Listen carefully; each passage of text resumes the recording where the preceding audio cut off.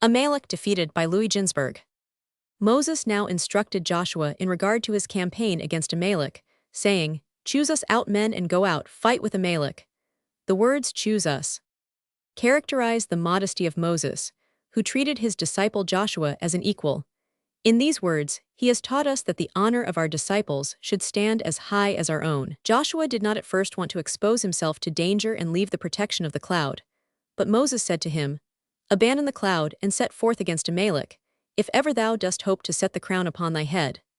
He commanded him to choose his warriors from among the pious and God-fearing, and promised him that he would set a fast day for the following day, and implore God, in behalf of the good deeds of the patriarchs and the wives of the patriarchs, to stand by Israel in this war. Joshua acted in accordance with these commands 143 and set out against Amalek, to conquer whom required not only skillful strategy, but also adeptness in the art of magic. For Amalek was a great magician, and knew that propitious and the unpropitious hour of each individual, and in this way regulated his attacks against Israel.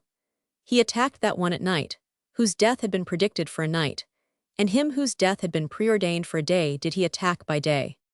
But in this art, too, Joshua was his match, for he, too, knew how to time properly the attack upon 144 individuals, and he destroyed Amalek, his sons, the armies he himself commanded, and those under the leadership of his sons.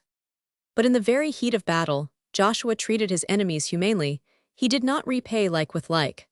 Far was it from him to follow Amalek's example in mutilating the corpses of the enemy. Instead, with a sharp sword, he cut off the enemy's heads, an execution that does not dishonor.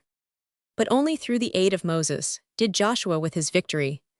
Moses did not go out into battle, but through his prayer and through his influence upon the people in inspiring them with faith, the battle was won. While the battle raged between Israel and Amalek, Moses was stationed on a height, where, supported by the Levite Aaron and the Judean Hur, the representatives of the two noble tribes Levi and Judah, he fervently implored God's aid. He said, "O Lord of the world, through me hast thou brought Israel out of Egypt, through me hast thou cleft the sea, and through me hast thou wrought miracles.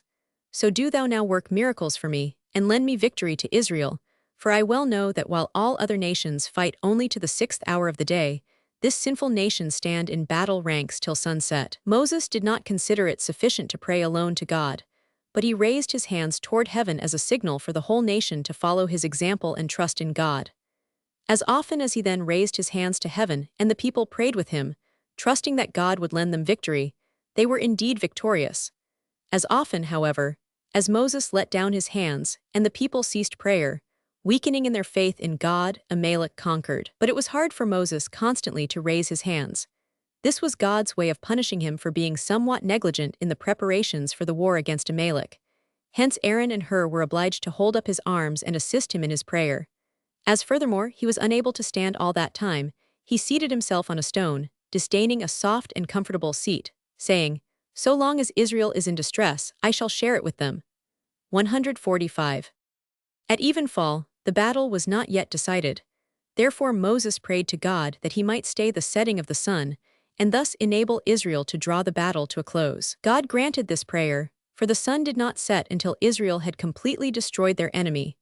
Thereupon Moses blessed Joshua with the words, "Some day the sun shall stand still for thy sake, as it did today for mine," and this blessing was later fulfilled at Gibeon, when the sun stood still to help Joshua in his battle against the Amorites. 146.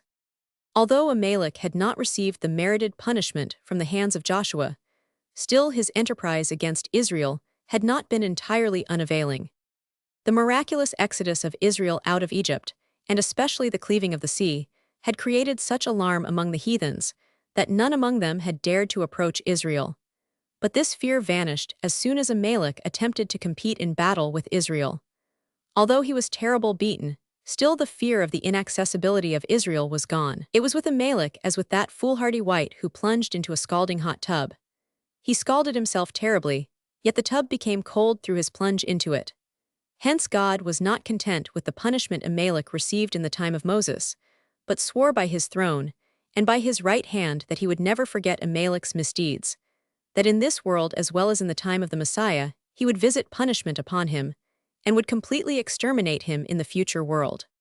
So long as the seed of Amalek exist, the face of God is, as it were, covered, and will only then come to view, when the seed of Amalek shall have been entirely exterminated. God had at first left the war against Amalek in the hands of his people. Therefore he bade Joshua, the future leader of the people, never to forget the war against Amalek. And if Moses had listened intently, he would have perceived from this command of God that Joshua was destined to lead the people into the promised land. But later, when Amalek took part in the destruction of Jerusalem, God himself took up the war against Amalek, saying, "By my throne I vow not to leave a single descendant of Amalek under the heavens, yea, no one shall even be able to say that this sheep or that whether belong to an Amalekite." 147. God bade Moses impress upon the Jews to repulse no heathen should he desire conversion, but never to accept an Amalekite as a proselyte. It was in consideration of this word of God that David slew the Amalekite, who announced to him the death of Saul and Jonathan, for he saw in him only a heathen, although he appeared in the guise of a Jew. 148.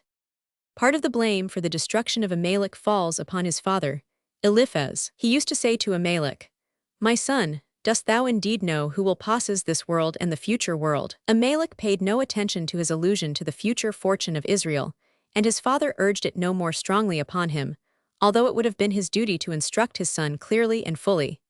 He should have said to him, "My son, Israel will possess this world as well as the future world. Dig wells then for their use and build road for them, so that thou mayest be judged worthy to share in the future world." But as Amalek had not been sufficiently instructed by his father, in his wantonness he undertook to destroy the whole world. God, who tries the reins and the heart, said to him, "O thou fool, I created thee after all the 70 nations, but for thy sins thou shalt be the first to descend into hell."